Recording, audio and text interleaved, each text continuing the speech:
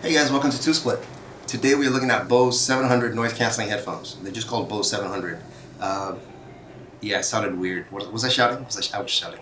So these aren't successors to the Quiet Comfort series. I think that line will keep going as far as I know. Bose has gone in a totally different design pattern for the Bose 700.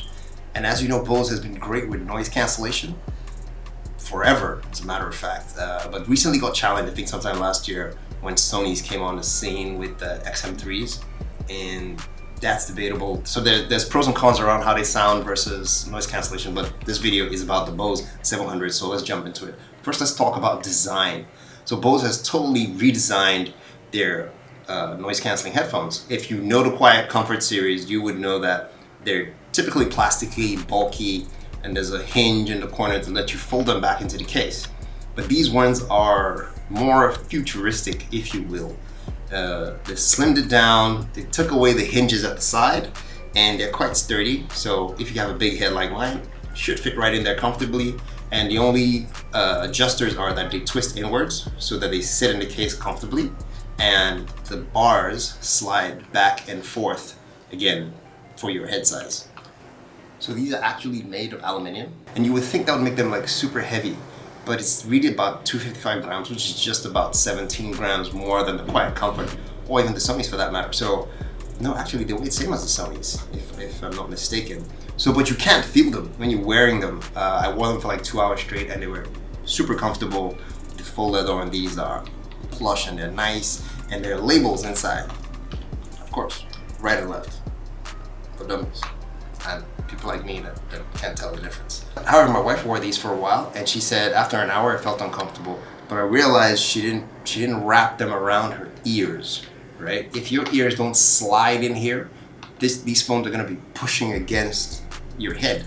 So after a while you will feel them, but I have big ears and I still managed to slide them in there. So they were pretty comfortable for the long run.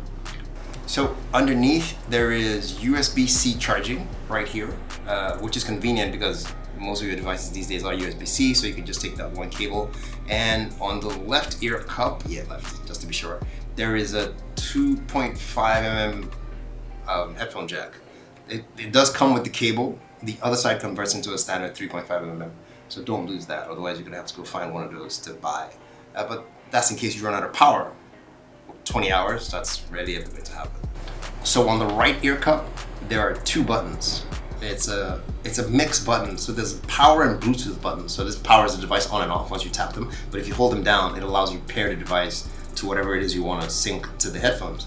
You can it can store up to 10 devices and pair the two simultaneously, but you can only stream music from one at a time. And that's pretty convenient, like when you're working on your computer and you have your phone, so you can easily swap between listening to music and answering the call, and vice versa. So that's pretty convenient, and I couldn't do that on my XM3, by the way. No beef, Sony. I love Sonys, but I will get back to that. There's a button right underneath the Bluetooth and power button. This is your Google Assistant or Siri or Alexa button. Once you hit that, whichever what you set in the app, that's what comes up immediately. You can also set it so that it's hands-free Alexa call. So once you just say the wake word Alexa, it responds automatically, which also gives that great hands-free experience. On the left ear cup, you have a, what's it called, noise canceling button, right? So Bose typically would go with all or nothing, but they stepped it up a notch by giving you levels of noise canceling. So you can go from, by default out of the box, this thing is set to 0. When you press for the first time, it goes to 5, and then it goes to 10. So 0, everything comes in. You can hear it completely. At 5, it's sort of in between. You can get some of the outside world, and you're still kind of sealed. And 10, it just shuts everything out. And I mean shuts everything out. It is super quiet in here. In fact, before you start playing anything, if you put these on, you sort of feel this like, just shuts everything out, like, yeah, let's go. It's quiet in here. And I love it. It's weird. You could easily get hit by a truck, no offense, so I wouldn't put that on if you're in busy traffic, right? Because you won't hear it coming. You just won't. It's super quiet. But you can adjust the levels in the app so that 3-level setting is as you want. So it's a hybrid, like I said, with the new design. It's not all physical buttons. On the front right side, on the right ear cup, on the front part of it, is a touch-sensitive area, which allows you touch-sensitive controls and double tap to play, swipe forward to go to the next track, swipe backwards to go to the previous track, swipe up to increase volume, swipe down to bring the volume down. And it works very smoothly. The only curve for learning for me was I've been jumping across headphones, and I would typically just tap to play on my Samsungs or my other devices, but this one I had to double tap. I guess they didn't want you to accidentally just tap it and stop it, but it works well and it's very responsive. It doesn't take long to answer, to learn. That noise canceling though, it is amazing. So there are 4 microphones on each headphone, on each cup, forgive me.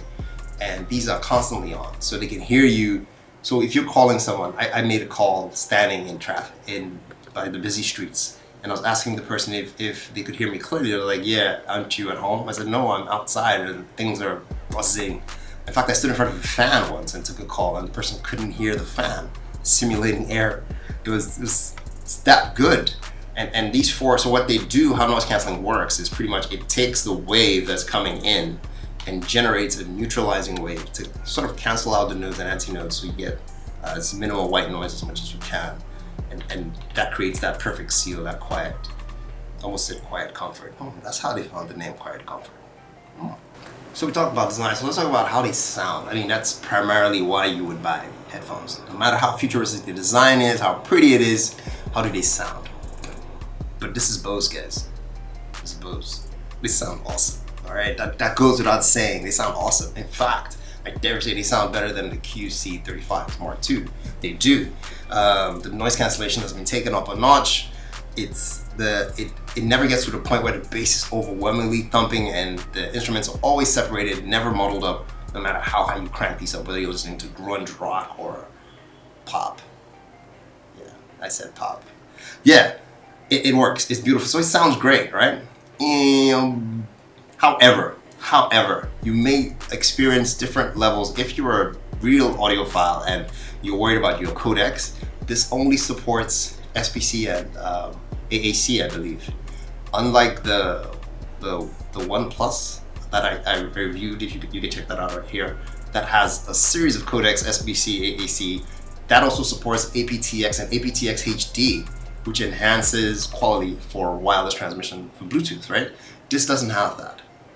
But doesn't take away from the quality. Like I said, it does sound great.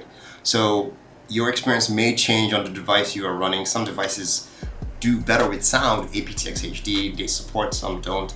But the SBC and the AAC codec, which Apple loves, sound fantastic. So again, and neither here nor there, so you can hit me in the comments in your experience, what you've experienced with that. Another thing I realized is I tried to game with these, so I could hear everything, but it didn't have the power my gaming headsets had, like my Platinums from PlayStation, or my Monster specifically designed for gaming, or Turtle Beach for that matter.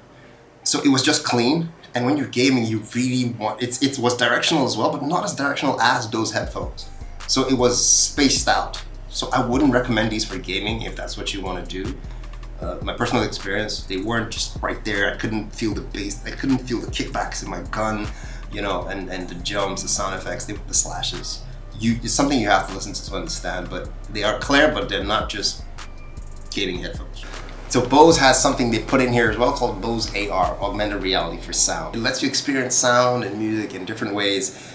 As you move your head, it's sort of, there's sensors in here that determine which way you're going, so that it tweaks the sound you're hearing for that experience. It's something you sort of have to try to figure it out. Some people think it's gimmicky, some think it's cool. I don't think it's quite there yet, but it is interesting, right? Listen to the Lion King, the story, listen to the Star Wars experience, I guess. It's something you can download and test it out for yourself, so let me know what you think. But other than that, that sensor also doubles the function as once you put these down for about 10 minutes or so or less, they automatically just shut off to save you power. And these things they run for 20 hours. And that's where we start to dive into the parts. I think, yeah, we may have, Bose may have missed the mark a bit. First off the bat, they look premium and all, hence expect to pay a premium price for this. This is about $399, it's almost $400. But the competition like the Sony XM3s is $100 plus less. In fact, you can get deals of $250 on those headphones. And like their noise canceling on those headphones are pretty amazing. They're just plasticky, they look good, they're comfortable, but they're pretty amazing. maybe even better in terms of noise canceling. But me and John debated about this for a while.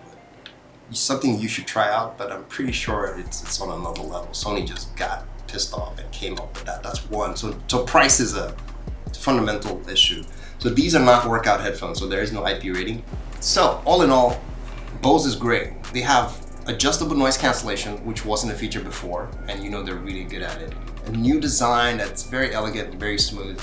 It has Bose AR, if you want to add that as a thing. It has that smart assistants, hybrid touch and hands-free controls, which are pretty easy to use. So other than the price, which I knocked on earlier, and not me being able to enjoy it while I'm gaming, I think these are really fantastic headphones. If you can afford them, I think they're premium. They will work. I think they can only get better, in my opinion. But we'll have to see how they stack up against the competition in my next video. I will test them alongside. I just need to find my cousin and get back my XM3s. But once I test those, we will know for sure who's the king. But really, I have listened to it before. I think the noise cancellation on that was better. But these have cleaner sound, if I dare say. But again, this video is about the Bose 700, so yeah, it's a go. If you can afford it, definitely buy it. I think they're fantastic. They're awesome. So that's it for me, guys. Thanks for watching. As usual, these fold into the box conveniently, and I will see you in the next video. You guys keep washing those hands. Take care.